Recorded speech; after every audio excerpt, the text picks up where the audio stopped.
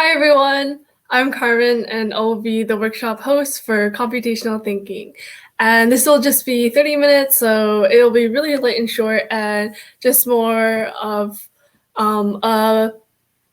it's more for just like learning how to problem solve as well as coming up with solutions. And let's get started.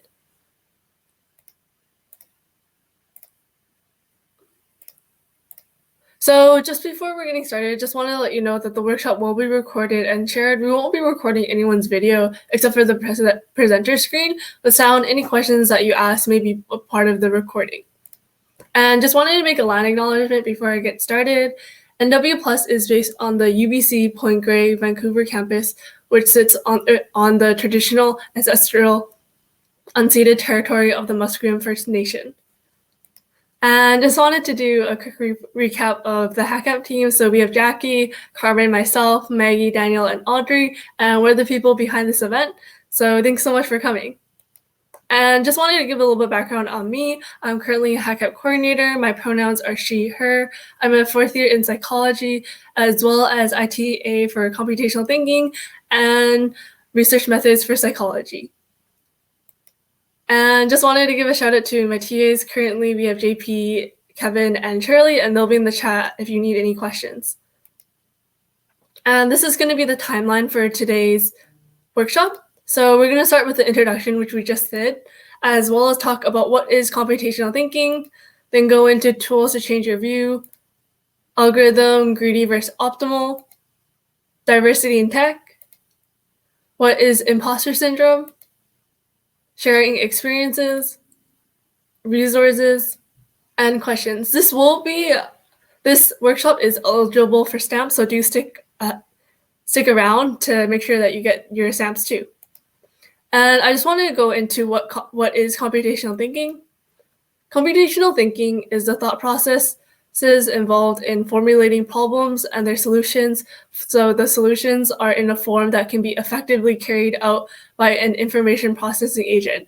Don't worry if that definition seems very technical, because I'll break it down into more pieces. So essentially, computational thinking is a way where you can view problems and come up with solutions using certain skills. And now I'm going to go into tools to change your views and kind of some of the ways that you can use in order to help your daily lives. So the first one is abstractation. So abstractation is describing the solution in a general way that is applicable to anything. Then you have decomposition, which is breaking down the problem into smaller tasks, as well as break down big questions into smaller questions. And you probably actually have used these concepts without realizing their names. And here are two examples of abstraction as well as decompositions, an example each. So for baking cookies, like even if you've never baked cookies before in your life, you would be able to think of the general steps if you have cooked something before. And in terms of for baking cookies, the steps are mixing the dry ingredients, adding the wet ingredients, then placing sections of the dough onto the pan. While this is really, really basic, this is just more a viewpoint where you can take previous knowledge and apply it to the new problem. And decomposition is kind of like writing a paper. It may seem really intimidating to write a full 2,000 word paper, but you can break it down into different sections, such as introduction, paragraph 1, paragraph 2, paragraph 3, your 3 arguments, as well as having a conclusion. That way you're able to break it down into its parts rather than try to tackle the whole thing all together, all 2,000 words. And I also wanted to go into an algorithm that you can use, which is a greedy versus optimal algorithm. As you can see with the cursor, the greedy algorithm will make the optimal choice at each step as it attempts to find the overall optimal way to solve the problem. As you can see, it'll go from 7, then 12, then 6, because when 7 is making a choice, it's making a choice between 3 and 12. So it's going to go with 12 because 12 is bigger than 3. And from there, 12 is going to choose 6 out of 6 versus 5. But as you can see, that there's actually a 99 here. So the actual largest path, shown in green, is going to go 7, 3, 99.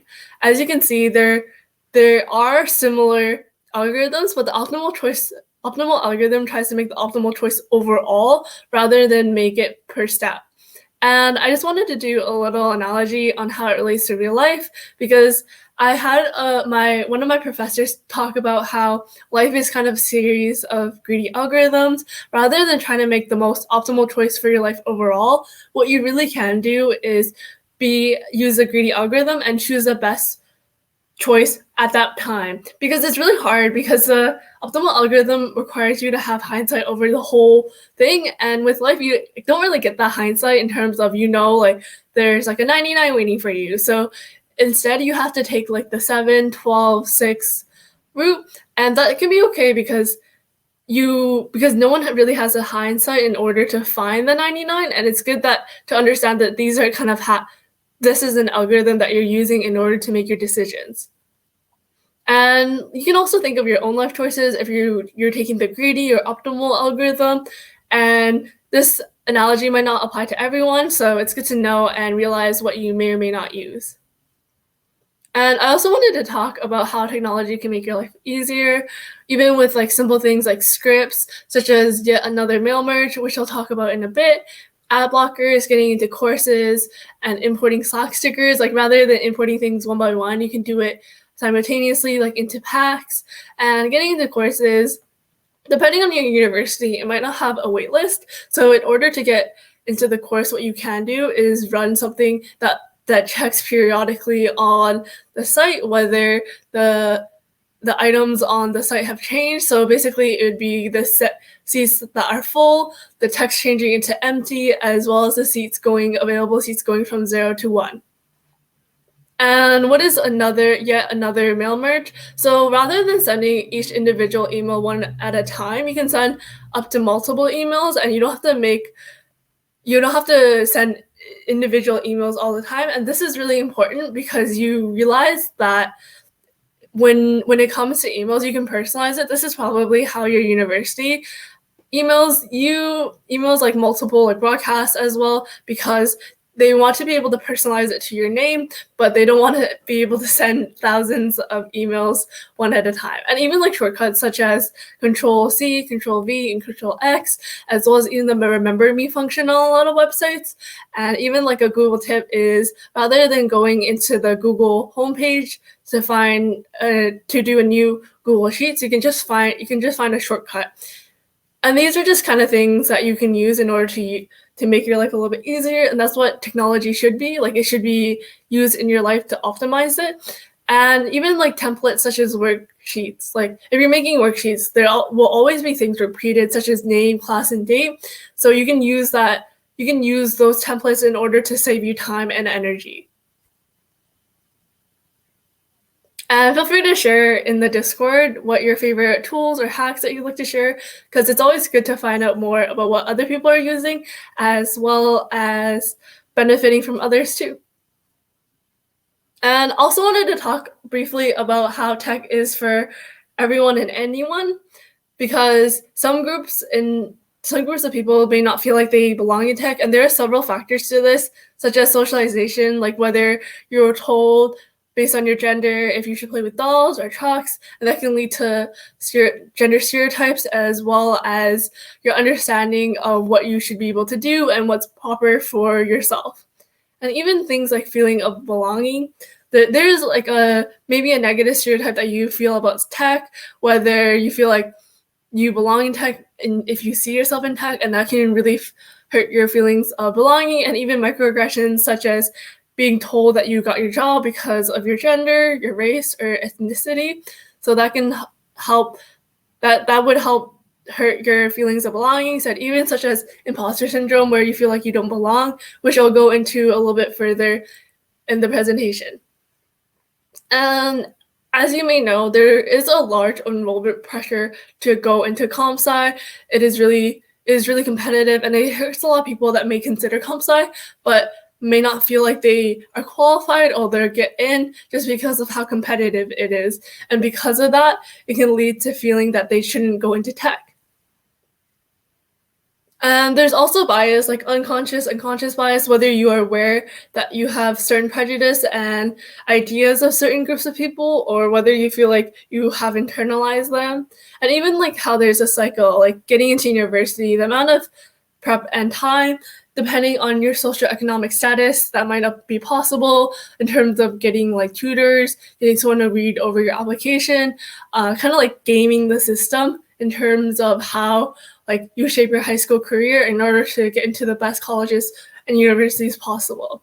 And the first thing is kind of having a low application diversity, where you have stereotypes, lack of role models, and less engagement in the pipeline, which I'll show later, soon after. In terms of departure bias, where you have less mentoring and sponsorship and weaker networks, that's kind of seeing like whether you are able to learn from people that look like you, that have the same ideas and morals and values.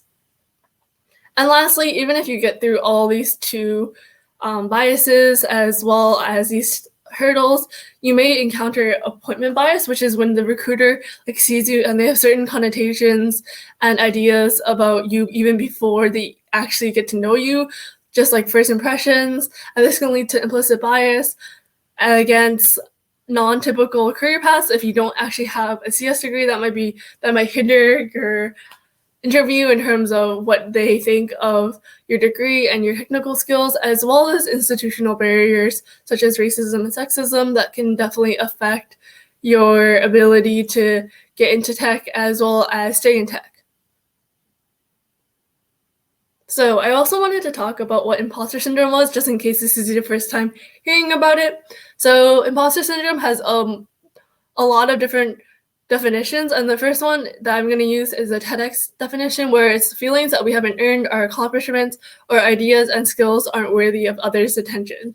And it's good to know that this isn't actually a disease or an abnormality, and it isn't actually tied to mental illnesses such as depression, anxiety, or self-esteem. So you can have perfectly high self-esteem but still feel like you're an imposter. As well as Oxford Languages defines it as the belief that one's success is not deserved or hasn't been achieved as a result of one's own efforts or skills. And it's also purely psychological, where it isn't a physical illness or anything, but it really is just in your head in terms of doubting your own abilities, talents, and accomplishments, and having an internalized fear of being exposed as a fraud. Now, who are kind of the groups of people that are affected by imposter syndrome? As you can tell, there are several accomplished people that still feel like they don't belong or they didn't deserve their accomplishments, as well as it disproportionately affects underrepresented or disadvantaged minorities such as women, ethnic and racial minorities, people with different sexual orientations, as well as people with disability. And with this, a part of the reason why people that are so successful feel like they are imposters is because they feel like their peers are similar to them, and because of the opportunities that they received, that they feel like they didn't deserve it because anyone else in their position would have gotten the same thing. They just happened to get the opportunity, and because of that, that can lead to imposter syndrome, that they didn't really deserve their accomplishments by comparing themselves to their peers. And some theories behind imposter syndrome that I touched previously before is people that are highly accomplished tend to think others are just as skilled. They think that they're like their peers, so why do they feel inferior in terms of they compare themselves to every little thing that they've done wrong. There's also socialization, as I mentioned before, feelings of belonging, stereotype of tech, microaggressions, lack of representation, over-enrollment pressures, biased. And I also want to talk imposter syndrome it can be difficult, but there are other ways of combating it and getting over it and try to overcome it, which is like talking to your mentors, recognizing your expertise, realize that no one's perfect, remember that you do things well, changing up your thinking, your mindset, kind of just because I can't do the thing, but more like, it's a challenge that I should try to learn this new program or learn this new skill, and talk to someone that can help, and collecting and revisiting positive feedback. So collecting and revisiting positive feedback is just remembering that maybe keeping a notepad or a physical reminder of the kind of things that you've done right, because once you start spiraling into the kind of negative thinking that you're like, oh, I always do things wrong. And always is always a really strong word in terms of like, you don't always mess up. And it's good to remember and collect things that you've done well in the past. And as I mentioned earlier, how there is a diversity pipeline. So there's like a framework in terms of we actually do have a very diverse society, but we actually have a low application diversity. And because of that, that leads to lower diverse applicants. And with that, there's appointment bias, which can lead to even fewer diverse workers. And ultimately, they'll leave because they don't feel like they belong and they don't really have people that they can look up to. But when people start entering the workforce, they don't get the mentorship and they feel like they don't belong. And thus, a lot of people tend to leave. And it is a quite vicious cycle where you have stereotypes, lack of role models, less engagement in the pipeline. You have less mentoring and sponsoring, which is weaker networks, because it can be really hard to go into tech if you don't really know anyone in there, or you're just not involved or not really too familiar with it too. And there's appointment bias, where there's implicit bias, non-typical career paths, and institutional barriers in order to get into tech and the industry.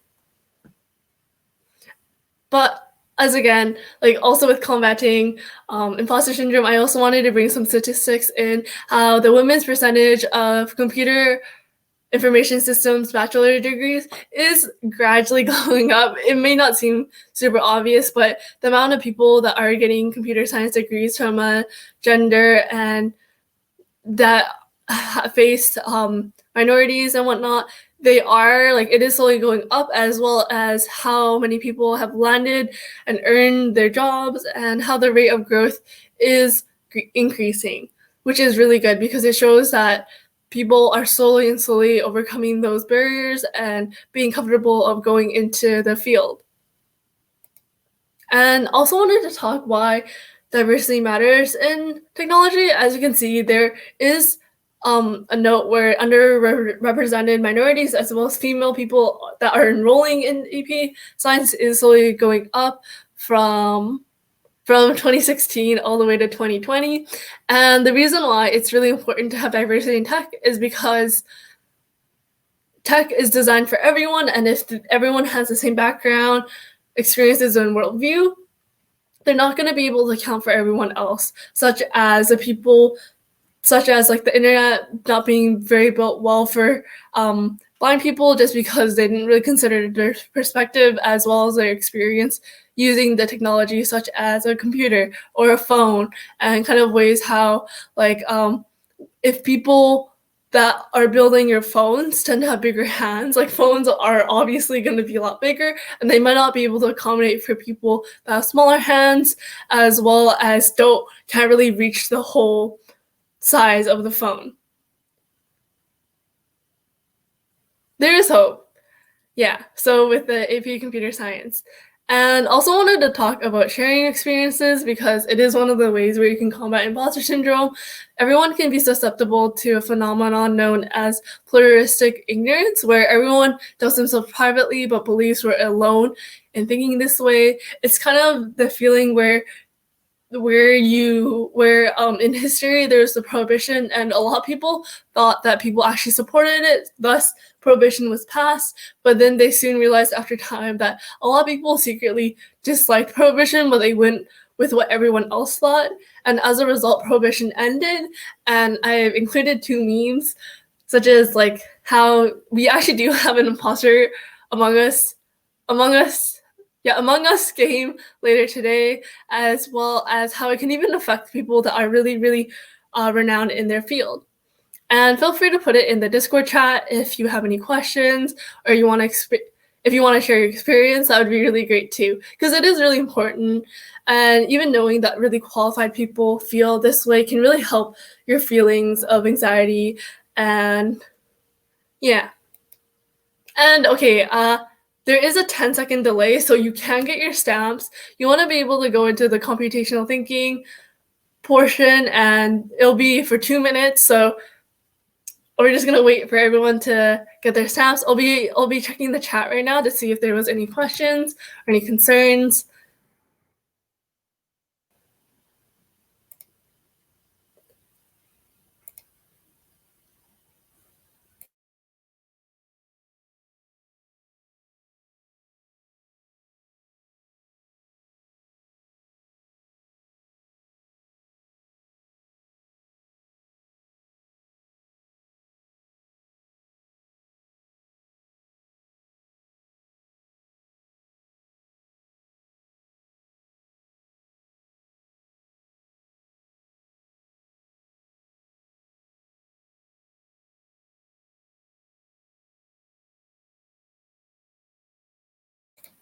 I'm really glad that there's a good discussion within the activity badger. And yeah, imposter syndrome is actually a really interesting topic because you feel like it's like a weird thing, especially in tech, how someone can actually get 10 years of experience on you if they like started coding when they were 10 and you like started knowing about comp sci when you're 20, then you both go into university, and it's like a very interesting field where you can get a lot of experienced people that have been coding for a really long time, but you may have just started, and that can really fuel your feelings of imposter syndrome.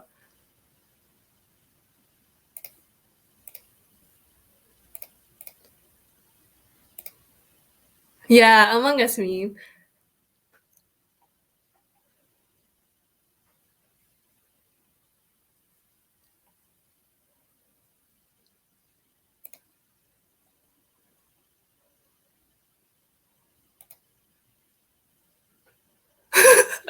Yeah, no, the bot isn't saying no cap. It's just saying like in order to like make sure that it's a safe spot and a safe space and everything.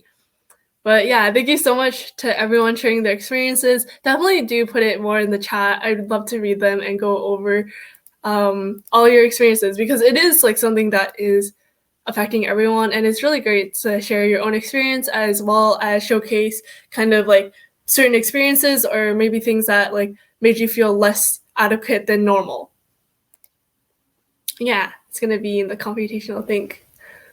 And also, I wanted to bring up how you can learn more about like specific topics I covered. Like, so computational thinking does come from Comp Sci 100, so you learn a lot about abstraction, decomposition, and diversity in tech. And personally, like I do TA for it, so I am quite biased, but I think it's nice because you kind of get like a sneak peek into a lot of different things in comp sci, such as like algorithms, as well as clustering, visualizations, data representation, and like data mining. And you can also learn more about greedy and optimal algorithms from Comp Sci 221. You do need to take Comp Sci 110, Comp Sci 121, Comp Sci 210. This is all for UBC, by the way. And so you do have to take like 3 other courses to take this course, but it might be really useful, as well as learning more about like trees and other things too. And you can not just take one Comp Sci 110, but Comp Sci 107, as well as Comp Sci 107, 103 and 107 to make up 110. And this is the end. I also wanted to leave a cheesy quote because I think it is really important to remember that like you are taking like the first steps, even if this is your first exposure to a hackathon, like you came to this event, you came to this hackathon, and that's like the first step. I feel like a lot of people don't give themselves enough credit for even like trying new things or going to our events, going to our workshops and learning more. And even if you don't like, if you go to our web development workshop later and you like don't come up with like a full personal website, like that's totally fine. At least you kind of have a base for it and you're able to understand like kind of the things as well as learning like specific parts of the code.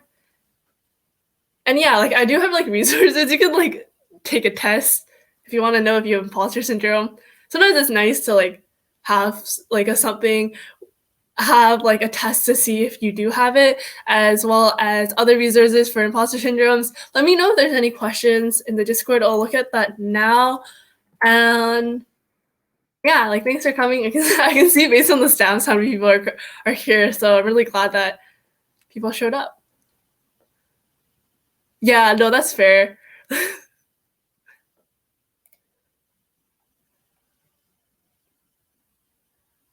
Don't need it. Yeah, okay. Thank you. Anyways, yeah, thanks so much for attending. I hope that you enjoyed, and this is the end. Bye now. Oh, make sure you check out Discord bots at 3:30. It's gonna be really, really interesting. We have used the Discord bot for a lot our servers, so I think you'll really enjoy it. It is more for intermediate, but beginners can definitely go and just like listen in. Okay, this is then. Bye bye.